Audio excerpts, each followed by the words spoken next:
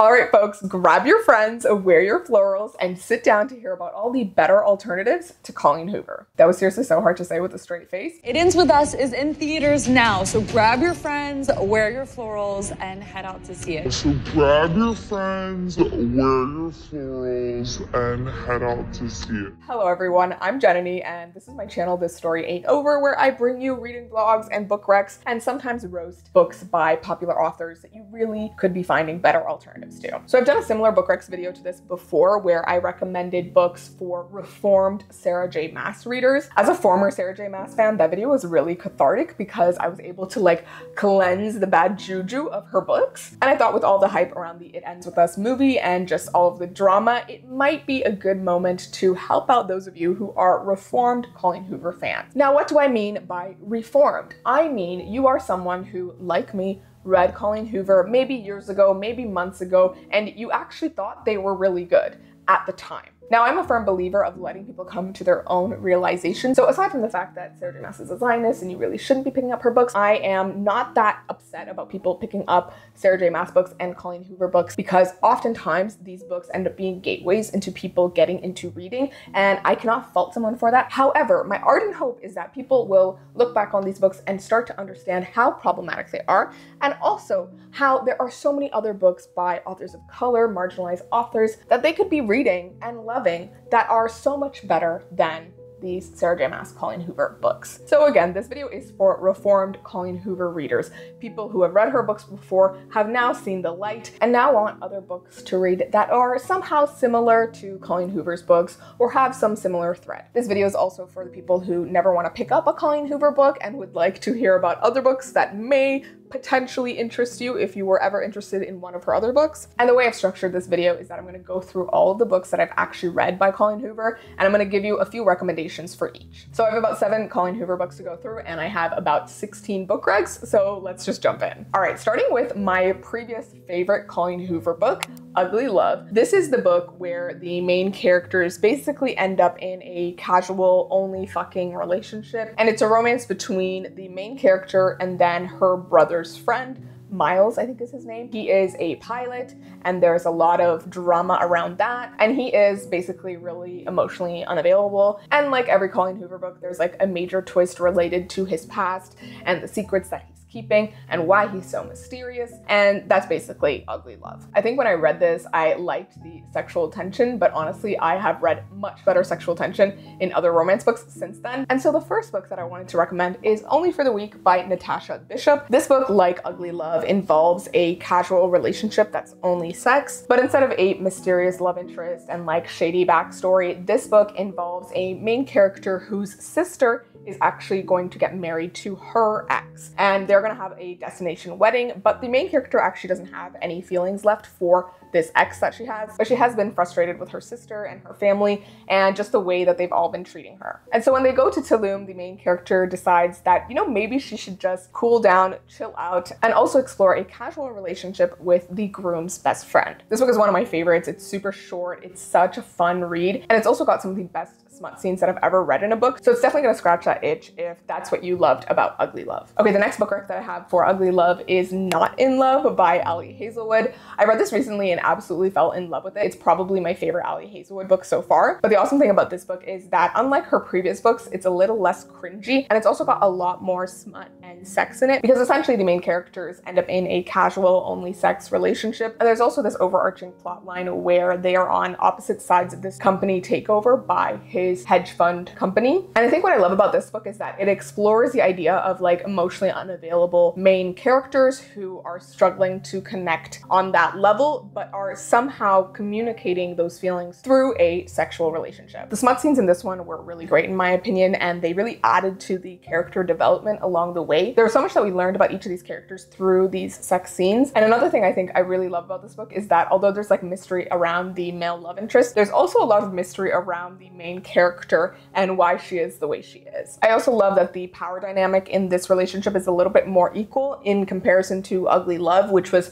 kind of shady and weird. And overall, I think this book executes the whole concept of like the casual relationship so much better than Ugly Love. Okay, and then the third and final book that I want to recommend for Ugly Love is The Right Move by Liz Tom Ford. This book immediately came to mind for me because the main character is actually a flight attendant in this book. Like, she's a flight attendant and also like a manager for this hockey team, I think, something like that. And then our male love interest is like the captain of the Chicago NBA team. And the two main characters end up in a situation where they're living together because the main character's ex like suddenly broke up with her, and then her best friend, who is the sister of the male love interest, ends up setting her up into her brother's apartment so that she has somewhere to stay. Although this one doesn't like immediately start with some sort of casual relationship, it does involve a fake dating situation. And I think the way that these two characters sort of become friends, but also have this element of sharing a mutual friend slash sibling, and also just this worry of like ruining a relationship, really reminded me of Ugly Love. And also the aspect of the male love interest having some secrets that have sort of stopped him from being able to love again and get into a relationship again. So overall, again, it had that like emotionally unavailable main character's situation who end up falling in love. I have to say, like the other two books that I just recommended, this book also had some really amazing smut scenes. Like, they were done so well. I love the descriptions, I love the dialogue, I love the way that they end up hooking up as well. Like, it's just so well done. So if you enjoyed the sexual tension that was kind of there in Ugly Love, you'll probably love this. Okay, moving on to Maybe Someday by Colleen Hoover. This is, I think, the first Colleen Hoover book I ever read, and I honestly don't remember too much about this one aside from the fact that the main characters start writing songs together. There's like a whole music and song element to this, but there's also an element of like almost cheating or actually cheating situation. These characters are also much younger than some of her other characters in other books. I believe they were all like 18 or 19 or something, so I think they're in like college age, but I honestly can't remember for the life of me, and I'm never gonna read this book ever again. However, I think what I remember liking about this book was the fact that the characters were sort of working on something together, like making some sort of art together,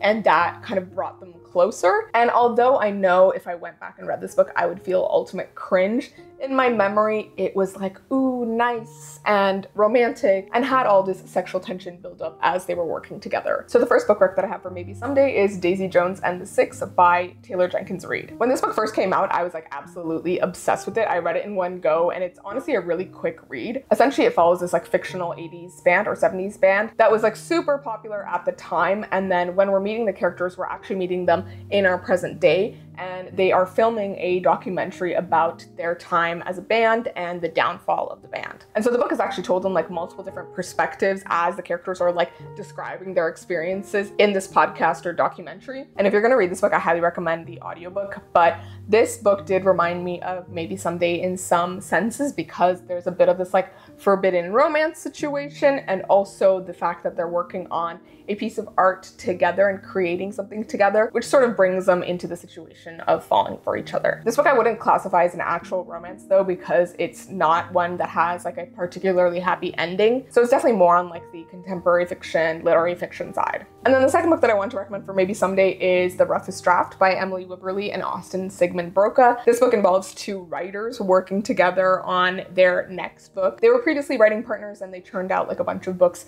co-written together. But at some point, something fractured between them, and then they split ways and have been writing on their own. But they realize that they have still one book under contract with one of their publishers, and so they are forced, because of their own personal circumstances and the fact that they need a success, to come together and write another book together. And so they end up renting like a cottage or something in Florida, I think, and staying there for like a month or two, I think, to write this book together. Like Maybe Someday, this book has that element of the characters shouldn't be getting together. And then there's also the element that they have a lot of like angst and baggage from the years that they worked together before. Although this one doesn't have music in it, I think the element of them working on a book together is kind of similar to the way the characters work on songs together in Maybe Someday. And I honestly felt like this was such a believable story, and just the situation that they're in and how complicated it gets. So if you've ever wanted like a writer romance, this is also a fun one to pick up. All right, the next Colleen Hoover book that I have is November 9, which is an infamously like controversial one because it does have some terrible consent issues, and I think a lot of Colleen Hoover's books have some crazy consent issues. And I do recall this book having like a second printing with a different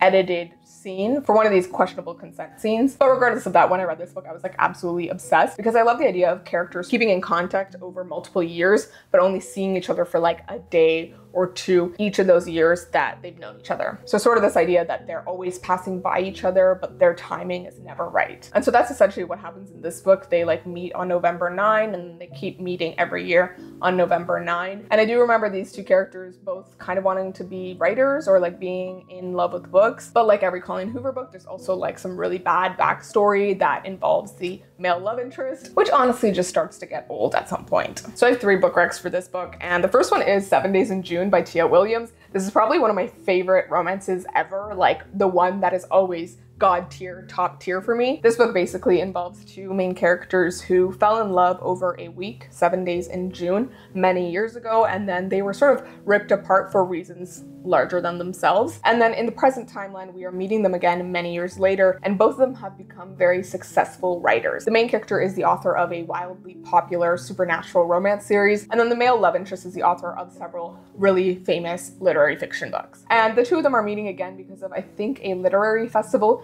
and they're seeing each other again for 7 days in June. But what you find out is that over the many years that they were separated, they were both sort of writing to each other through their books. It's honestly one of the most romantic and like heartbreaking books I've ever read. I really, really loved these characters and also the growth that they go through throughout the book. So if you wanted something like November 9 with like way more substance to it, then I highly recommend 7 Days in June. On a slightly similar note, I have How to End a Love Story by Yulin Kwong. This book sort of involves a tragic backstory similar to November 9 that we sort of hear about in the prologue. So the main characters knew each other back in high school, but because of this like terrible incident, they sort of hate each other, or the main character hates him, and so does her family as well. And so when the main character is meeting him again many years later, she is now a successful writer. Her wildly popular YA series is getting adapted to television, and so she has found her way into the writer's room as part of the writer's room for the show. And what she learns is that the love interest Grant is also part of the writer's room for her show, and she wants him like immediately fired and everything, but they start to sort of become friends, and she sort of starts to get past this hate for him that's not actually his fault. But yeah, what I think I love about this book is just the way that the relationship develops. It is such a great progression, and just the way they fall in love and sort of the sexual tension that arises as well, and some of the smut scenes were really nice as well. But again, there's also this element of like them meeting many years later, and then also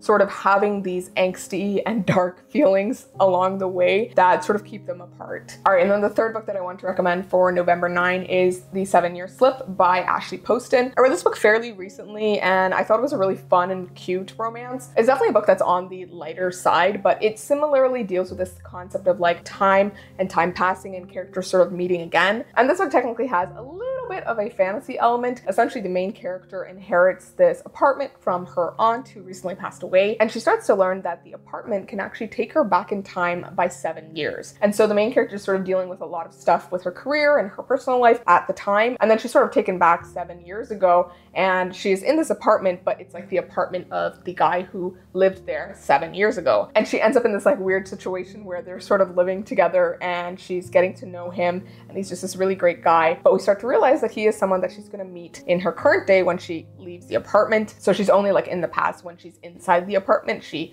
is in a normal timeline when she's outside of it. And it makes for this really interesting situation because the male love interest has known her like 7 years ago, and then he's meeting her again 7 years later, but she's the same person in both of those timelines, whereas he has personally grown, so she is seeing him in like 2 different lights, but in the same like week. Definitely a really cute one, and a book about like sort of chasing your own dreams and just making the leap of faith, which I think was just really fun. Okay, the next Colleen Hoover book that I have is Confess, and honestly, I don't remember too much about this one. I remember thinking it was kind of mid, but the whole concept of the book was that the male love interest had some sort of secret that he should be confessing. But the funny thing is that this is literally like every Colleen Hoover book, the male love interest always has some mysterious backstory that like makes it so that he can't be in love at this moment, or he has a reason for treating the main character terribly. But regardless, what I remember about this book does involve the 2 main characters sort of rebuilding their lives after some really difficult situations. And I think that's something I admire in any sort of character growth, like trying to find your normal and find yourself after a traumatic or, you know, awful experience. And so the book that came to mind for me to recommend for Confess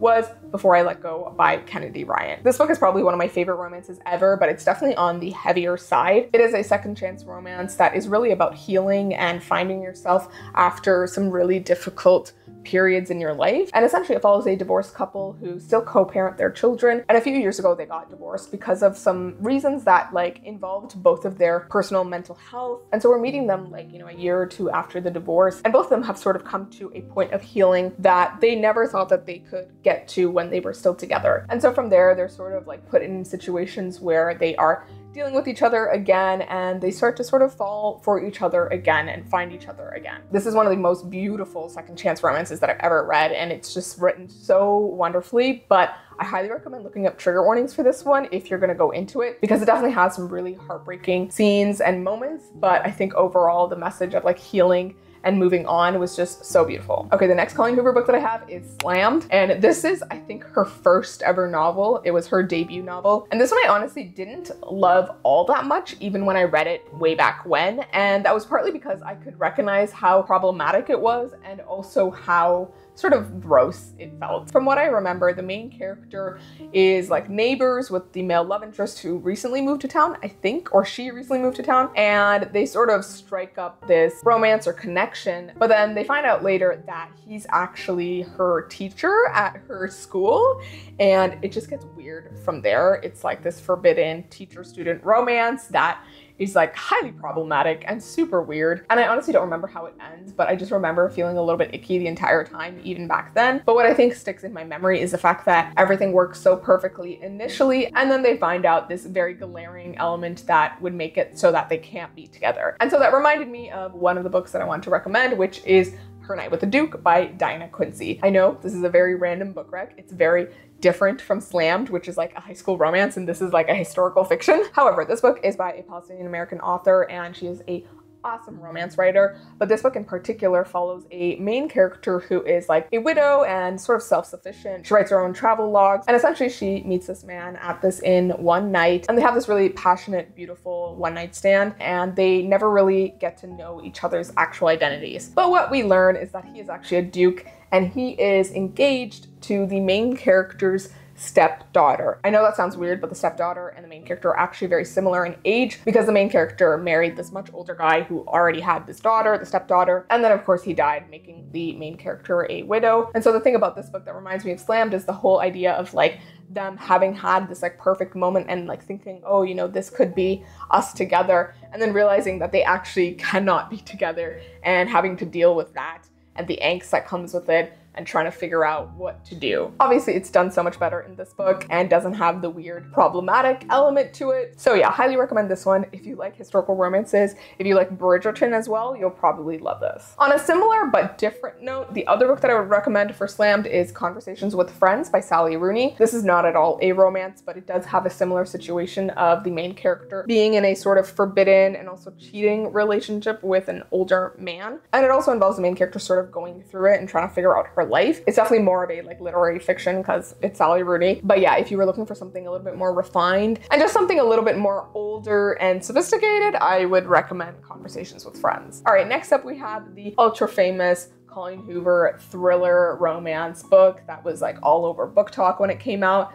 and that is Verity. And I did actually pick it up because of Book Talk. This was actually fairly recently, in like the past 2 to 3 years, whereas the rest of Colleen Hoover's books I read like 5 years ago. And I have to say, honestly, I did quite enjoy this one just because Colleen Hoover just has that way of writing that like makes you want to continue flipping the pages, even though you know that the book is like really bad, you just want to know what happens. And so Verity was kind of like that for me, but I did really hate like the romance elements and just the weird nature of the book. I feel like I've seen much better things done in other thrillers. So I'm going to tell you about 2 books that are semi-thriller-y. The first book that I have is Yellowface by R.F. Kuang. I feel like this is a fairly obvious recommendation for Verity because it involves the whole like writing element and someone taking credit for someone else's work. Now, for those of you who don't know what Yellowface is about, it essentially follows our main character June, who is this white woman writer. She hasn't had much success in the publishing world, but she does have a writing friend named Athena, who is Asian American, and she's had some really great success with her very literary books that also deal with some sort of element of her Asian identity. Now, when literary darling Athena dies suddenly, June decides to steal her unfinished manuscript and finish it off and edit it and publish it as her own book. From there, the book is a satirical thriller, and we follow June as she tries to get this book published and essentially do Yellowface in the sense that she's vaguely pretending to be Asian so that she can get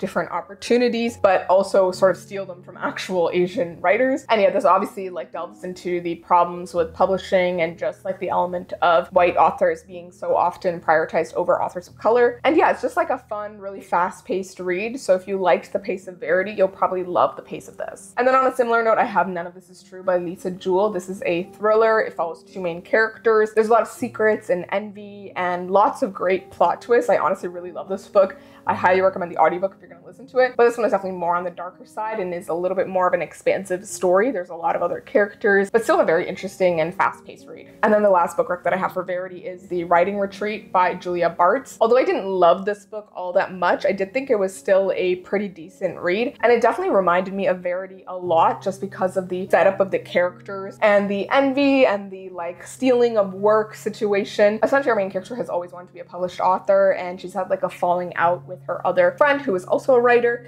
and that friend has had a little bit more success than her. But the two of them end up getting accepted into this writing workshop with one of their favorite authors who's like super famous. And so they both travel to this author's like remote in the woods, in the snow house. And from there, they're sort of competing in this workshop with these other women who are also writers and who have also gotten this opportunity. This book definitely takes you on a ride, I will say, and it goes in like 10 different directions, but it was really interesting, and I think it reminded me a lot of Verity and is a bit more complex story overall. Alrighty, on to the final Colleen Hoover book, the one that you've been waiting for, and that is It Ends With Us. So I'm sure a bunch of you have been following the controversy around the movie and also have heard all of the things about the book. Essentially, the book follows a main character who falls for this guy and then soon learns that he is an abuser and starts getting abused by him and is struggling to deal with her emotions and the love that she has for him with the way that he is acting and treating her. And it's a story of her trying to find the strength to leave him. There's also a romance with like another character from her childhood that plays into the whole book. And beyond that, we won't talk about the really cringy scenes where she writes letters to Ellen DeGeneres. However, when I read this book, I did really see the impact and like sort of the idea of trying to find hope and leave a difficult situation, and also dealing with like complex feelings of like, you know, you actually love this person, but they are causing you so much harm, and how hard that is to reconcile. And I think at the time though, I was fairly young and I hadn't been in, you know, many relationships or anything like that. So to me, it seemed like a really great book. But I think looking back on it, I can see the way that the book really romanticizes that love interest, the abuser, and sort of forgives him in too many ways. In the second half of the book, like there's not enough sort of accountability put on him. And a lot of the narrative surrounds the idea of having to forgive him, which isn't necessarily healthy. However, I don't want to minimize anyone who has read this book and who is in a abusive relationship, in a situation of domestic violence, who saw this book as a representation of what they were going through and as a relatable read, and also as a hopeful read that helped them sort of understand what they were going through and helped them actually get out of a awful abusive relationship. I think my problem with it comes into play when we're thinking about younger readers or people who are just going into this book and don't have much experience with relationships and thinking that this is what love should be like, and, you know, making excuses and seeing the romantic side of Ryle only and not understanding how awful of a person he is. Like, yes, he's been through a lot and he has a whole backstory, and that's fine, but he is still an abuser, and that is not something that's okay. And I think women are often conditioned to make excuses for men who have had difficult childhoods or who have had some sort of trauma, but that is not our responsibility. And of course, my overall issue with Colleen Hoover and this book and the movie as well is just the way that Colleen Hoover and like Blake Lively are just so intent on marketing this as a rom-com romance, take your girls, wear your florals, have a great time at the theater. But really, this is a book and a movie about domestic violence, about an abusive relationship. And I think the way that Justin Baldoni has been doing his promotion and press interviews is so much better because he's actually trying to confront the issue and talk about the issue of domestic violence, and is genuinely trying to put the onus on men. Like, it shouldn't be the question of why didn't she leave? It should be the question of why do men harm? He said this in an interview, and I think that that was really great. And I think he was overall trying to put more of a light on this topic, whereas Blake Lively and Colleen Hoover are doing the same thing that like the marketing of the book did, which was to market it as a romance and as a fun thing that you can pick up, and then get hit with the plot twist that the love interest is an abuser. And I think that is not a plot twist. Like, that is just something that happens in the book. And I think it adds this idea of like romanticizing him if you don't give the disclaimer at the beginning that there is an abusive element to this relationship. Anyways, I could die on this hill about how it's just so gross to market a book about domestic violence as a romance, to have a coloring book for it, to have all of this extra stuff that really orients it towards like even teens as well, and giving them the impression that this is an actual love story. That is just so icky and disgusting to me. So with that said, and my tirade over, I want to talk about a couple books that actually address domestic violence, but I also want to say that one of these books is a fiction and one of them is a nonfiction memoir. But I do personally think that when talking about domestic violence, we should be looking at actual nonfiction resources, learning from firsthand accounts from actual domestic violence survivors, and really understanding the women who have been in this position, rather than romanticizing it and using it as a plot twist in a book. So the first book that I have to recommend is A Woman Is No Man by Ataf Rum. Ataf Rum is a Palestinian-American author, and this book is just such an incredible and heartbreaking book, and actually talks about ending a cycle of abuse and sort of patriarchal norms through the characters who are actually the victims in the situation, and without sort of centering the male characters to get this point across. And this book goes beyond domestic violence as well. It talks about generational trauma, about displacement, about immigration and grief, and essentially it follows 3 generations of women. We have the grandmother Farida, the daughter-in-law Isra, and then Isra's daughter Dea. And the book begins in 1990 in Palestine when Isra is meeting her husband and gets married and moves to America with him, and starts to see her life sort of crumble before her eyes, and starts to lose herself in this situation, in this relationship, in this home, in this unfamiliar place, as she tries to work through all the expectations that are put on her as a woman that is upheld by the grandmother Farida, because of the way that she also has been affected by the patriarchy and all of these norms, and how she has been taught to uphold patriarchy. This book portrays generational trauma in such an incredible way, and how it's not necessarily the fault of any specific generation, although they could have chosen to do things differently. They are affected by all of the things that have come before them. And I think when this book comes down to Dea, who is like introduced at the beginning, and we're sort of like flipping between timelines throughout the book, we are seeing how there's actually an attempt to break the cycle of domestic violence, of generational trauma, and all of these horrible expectations that are put on women. And then the other recommendation that I have is a memoir, and that is In the Dream House by Carmen Maria Machado. This is a really beautifully written memoir, and it actually deals with the author's own experience in a same-sex abusive relationship. And so a lot of parts of the book are actually written in second person, and you are sort of put in her shoes as she is dealing with this abusive relationship, and how that affected her mental state, and how hard it was for her to deal with this situation, and how there's not really a precedent in the legal system or just in our general culture about how abuse can also occur in same-sex relationships. As I said earlier, I definitely think when it comes to domestic violence and just any sort of issue like this, it's really important to read from actual nonfiction resources and actual real life examples of these situations, and not only